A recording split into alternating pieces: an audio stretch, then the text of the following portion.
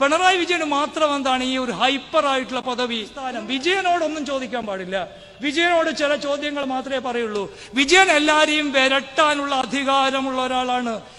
ഇപ്പോ എന്റെയൊക്കെ വീട്ടിൽ നിന്ന് തന്നെ ഞാൻ പലപ്പോഴും കേൾക്കാറുള്ള ഒരു ചോദ്യമുണ്ട്. ഇപ്പൊ ഉമ്മൻചാണ്ടി ജീവിച്ചിരുന്ന കാലത്ത് ഞങ്ങളെ വീട്ടിൽ നിന്ന് പലപ്പോഴും ആളുകൾ പറയുന്ന കാര്യമുണ്ട്, ഈ പത്രക്കാർ ഉമ്മൻചാണ്ടിയെ വളച്ചിട്ട് എന്തെല്ലാം ചോദ്യങ്ങൾ ചോദിക്കും ഉമ്മൻചാണ്ടിയോട്.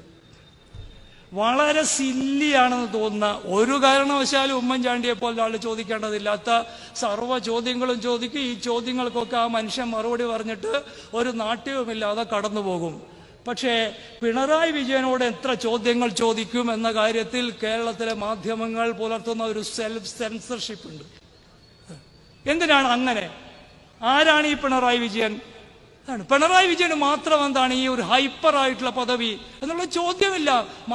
പഴയ കാലത്തെ മാധ്യമ പ്രവർത്തകരുണ്ട്. ഇപ്പൊ EMS-നോട് നിങ്ങൾ വിൽക്കുമോ എന്ന് ചോദിച്ചൊരു മാധ്യമ പ്രവർത്തകരുണ്ട്.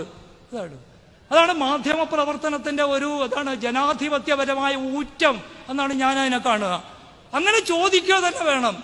പുതുതായിട്ട് പരിചയപ്പെട്ട ഒരു പുതിയ മുഖ്യമന്ത്രി വന്നു കഴിഞ്ഞാൽ നിങ്ങൾ വിൽക്കുവോ അത് ചോദിച്ചപ്പോൾ EMS അദ്ദേഹത്തിന്റെ തർക്കുത്തരം പറഞ്ഞു, സംസാരിക്കുമ്പോ വിൽക്കാറുള്ളൂ. അത് അദ്ദേഹത്തിന്റെ മഹത്വം, അദ്ദേഹത്തിന് അങ്ങനെ പറയാം. പക്ഷെ അദ്ദേഹത്തോട് അങ്ങനെ ചോദിക്കാനുള്ള ആർജവം, പിണറായി വിജയനോടുള്ള എല്ലാ ചോദ്യങ്ങളും സെൻസർ ചെയ്തിട്ട് മാത്രമേ നമ്മുടെ പത്രക്കാർ ചോദിക്കുള്ളൂ.